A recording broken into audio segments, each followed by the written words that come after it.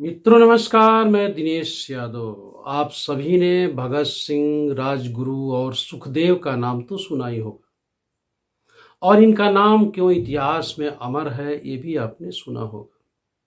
हर शख्स जो हिंदुस्तान में रहता है वो भगत सिंह, राजगुरु और सुखदेव के नाम से परिचित है। और आज 23 मार्च, आज ही के दिन 23 मार्च 1931 को भगत सिंह, राजगुरु और सुखदेव को लाहौर के जेल में फांसी दे दी गई थी। ब्रिटिश हुकूमत ने इन तीनों क्रांतिकारियों को इसलिए फांसी पर चढ़ा दिया क्योंकि ब्रिटिश हुकूमत को इन युवकों से डर समाने लगा था। ब्रिटिश शासन की चूलें हिलने लगी थी और तीनों नौजवान जो क्रांतिकारी थे, क्रांति की ऐसी ज्वाला जगाई जिससे ब्रिटिश शासन डगमगाने लगा था।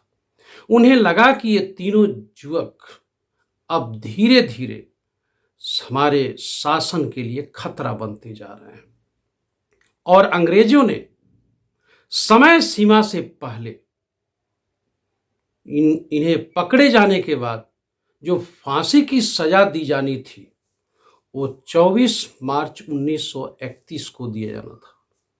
लेकिन बवाल के डर से और लोगों के बीच किसी प्रकार का आक्रोश न फैले, एक दिन पहले ही चुपके से ब्रिटिश शासक ने 23 मार्च 1931 को इन नौजवानों को 23 मार्च की शाम फांसी पर लटका दिया और चुपके से इनके शव को नदी के किनारे जला दिया। इन क्रांतिकारियों के शव पूरे जले भी नहीं थे कि ब्रिटिश सिपाहियों ने उनके अधजले शवों को नदी के जल में प्रवाह कर दिया। यह भनक जब लोगों को लगी, आम जन को लगी, फिर बवाल खड़ा हो गया। अंग्रेजों को लगने लगा कि अब हिंदुस्तान के क्रांतिकारियों के आगे टिकना मुश्किल है और 1931 में इन तीनों क्रांतिकारियों की शहादत रंग लाई।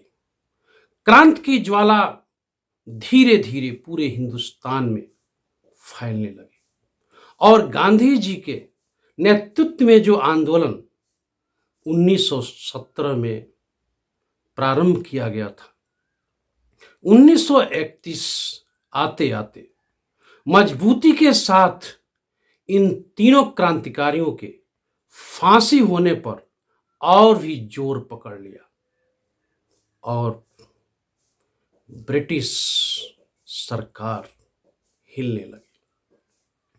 उन्हें लगा कि अब हिंदुस्तान में रहना मुश्किल है और उसके बाद फिर क्या था, क्रांति की आग धीरे धीरे लोगों के भीतर जोश जज्बा भरने लगा। और आप जान सकते हैं ये जो हमारे शहीद थे भगत सिंह, सुखदेव और राजगुरु, किसी लोभ और लालच में हिंदुस्तान की आजादी के लिए कुर्बानी नहीं दी, बल्कि बरसों से जो हिंदुस्तान के लोगों पर जुल्म ढा रहे थे, आम लोगों के बीच कोहराम मचा रहे थे और हमारे देश के संपत्ति को लूटने की कोशिश कर रहे थे, उनके खिलाफ हमारे इन तीन क्रांतिकारियों ने मिलकर एक जो मिसाल कायम की, अपने आप में हिंदुस्तान के लोगों के लिए एक उदाहरण है, अनुकरणीय है। जितने भी क्रांतिकारी थे हिंदुस्तान में, वह किसी लोभ और लालच में काम नहीं कर रहे थे। देशभक्ति का जज्बा उनका देश की आजादी के लिए था। वो अपने हिंदुस्तान को आजाद कराना चाहते थे। प्रत्येक व्यक्तियों में एक स्वतंत्रता के विचार को एक क्रांति के रूप में सामने लाकर हिंदुस्तान की मिट्टी को वह ब्रिटिश शासकों से मुक्त कराना चाहते थे। और इनकी शहादत नदारद नहीं गई। हिंदुस्तान 1947 आते आते आजाद हुआ। क्रांतिकारियों के बीच भले वैचारिक मतभेद हो, लेकिन सभी का मिशन एक था, हिंदुस्तान को आजाद कराना। हर व्यक्ति के लिए स्वतंत्रता की सांस के लिए काम करना, संघर्ष करना। आज हम इन शहीदों की शहादत दिवस पर पूरे देश के युवकों से कहना चाहेंगे, आप देशभक्त बने। देश की आजादी जो मिली इन लोगों से, शहादत के साथ साथ आप इनके पूरे जीवन के बारे में भी पढ़ें, इनके विचारों को भी जानें। शहादत दिवस पर केवल याद करने से, माला पहना देने से काम नहीं चलेगा, बल्कि हमें इनके विचारों को भी ध्यान से पढ़ना पड़ेगा। इनका मिशन, इनका जो आंदोलन था स्वतंत्रता के लिए, वह सभी लोगों के लिए था। यह देश के लोगों के भीतर किसी प्रकार के भेदभाव और स्टेटिफिकेशन के लिए नहीं था, बल्कि विदेशी आक्रांताओं से देश को आजाद करने का था। आज जब हम इतने वर्षों बाद इन्हें याद कर रहे हैं, तो अपने मन में ये भी ठान ले कि जो भी करें इन क्रांतिकारियों से सीखकर राष्ट्र के लिए करें, किसी के व्यक्तिगत विकास के लिए नहीं करें। और ये अध्ययन जरूर करें कि इन हमारे क्रांतिकारियों के विचार भी क्या थे। क्या इन क्रांतिकारियों की जो देशभक्ति विचार हैं, आज के लोग उसका अनुकरण कर रहे हैं? क्या निस्वार्थ भाव से राष्ट्र के लिए काम कर रहे हैं? क्या जो दायित्व उन्हें सौंपा गया है राष्ट्र को बनाने और संवारने के लिए, उस पर चल रहे हैं? क्या इनके कुर्बानी को याद रखते हुए देशभक्ति को अपना रहे हैं? आज हमें विश्लेषण करना होगा और सभी बातों पर ध्यान देना होगा कि इस देश के जो जज हैं, इस देश के जो राजनीतिज्ञ हैं, इस देश के जो अफसर हैं, इस देश के युवा हैं, जो देश के किसान हैं, जो भी अपने अपने कार्यों में लगा हुआ है, उसका दायित्व है कि राष्ट्र की सेवा भी करे, अपने व्यक्तिगत भावनाओं से ऊपर उठ करके। हम बहुत से कार्य अपने निजी जीवन के उत्थान के लिए करते हैं, लेकिन हमें उन क्रांतिकारियों से सीख लेनी चाहिए जिन्होंने स्वयं के जीवन का त्याग करके, स्वयं को बलिदान दे करके देश को आजादी दिलाई। हम कुछ भी ऐसा न करें जिससे राष्ट्र पर धब्बा लगे। हम समाज में जहर न घोलें और अपने ही देश के लोगों को बांटने की कोशिश न करें।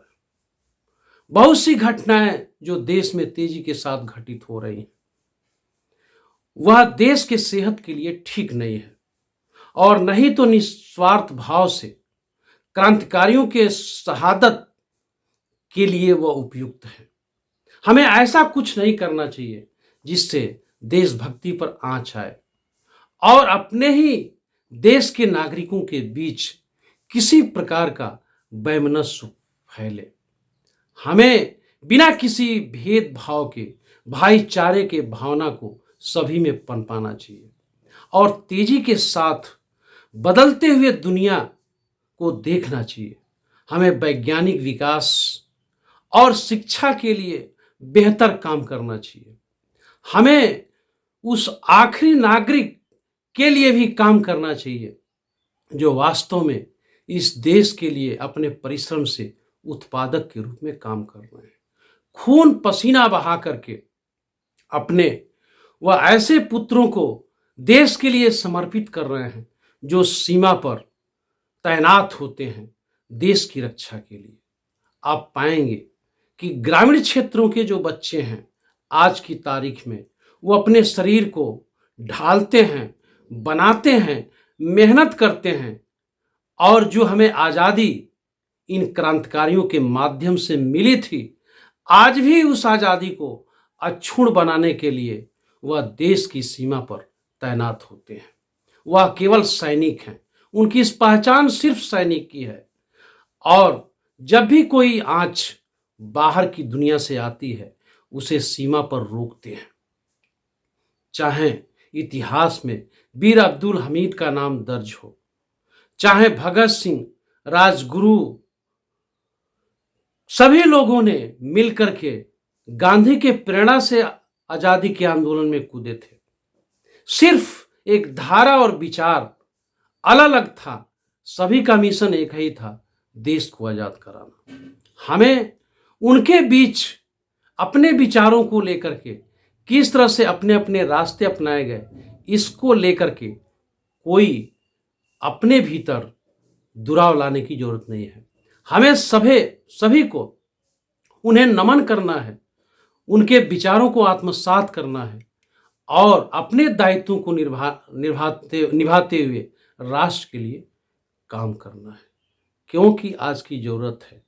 आज जब समाज का सभी नागरिक एक आज़ाद भारत में, एक डेमोक्रेटिक कंट्री में जो आज़ादी हमें मिली और हम एक लोकतांत्रिक देश के रूप में दुनिया में अपनी पहचान बना रखे हैं, वो अक्षुण्ण बनाए रखें, उस पर किसी भी प्रकार का किसी के द्वारा कोई नागरिकता के सांस लेने में कोई समस्या न आए, संवैधानिक ढंग से सभी के अधिकारों की सुरक्षा रहे, कोई किसी को बरगलाने, उत्तेजित करने और भेद पैदा करने का काम न करे, बल्कि राष्ट्र को एक सूत्र में पिरोते हुए मिली हुई इस आज़ादी उन क्रांतिकारियों के द्वारा उसको अक्षुण्ण बनाने के लिए जरूरी है कि हम देश में एक ईमानदारी के साथ जो संस्थाएं हैं वो सभी काम करें और उन लाखों नागरिकों के लिए काम करें जो आशा और विश्वास के साथ इस उम्मीद में जीते हैं कि यदि हम काम कर रहे हैं, श्रम कर रहे हैं तो हमें न्याय मिलेगा, हमें अवसर मिलेगा और हमें आगे बढ़ने का प्रेरणा मिलेगा। ये तभी संभव है जब हम किसी के साथ ईमानदारी से न्याय करेंगे और न्याय में और किसी के अवसर देने में किसी प्रकार की कोताही किसी के द्वारा नहीं की जाएगी और हम जो कुछ करेंगे अपने संविधान के दायरे में करेंगे और देश हित में करेंगे। कुछ ऐसा नहीं करेंगे जिसमें हमारा व्यक्तिगत विचार, किसी संस्थाओं का व्यक्तिगत विचार आम लोगों पर थोपा जाए, उनको बरगलाया जाए। ऐसे में हम देश को एक सूत्र में नहीं पिरो सकते। जरूरी है कि हम उन शहीदों से सीखें, उनके कुर्बानी से सीख लें और स्वयं भी ईमानदारी के साथ राष्ट्र के लिए त्याग और बलिदान के लिए हमेशा तैयार रहें।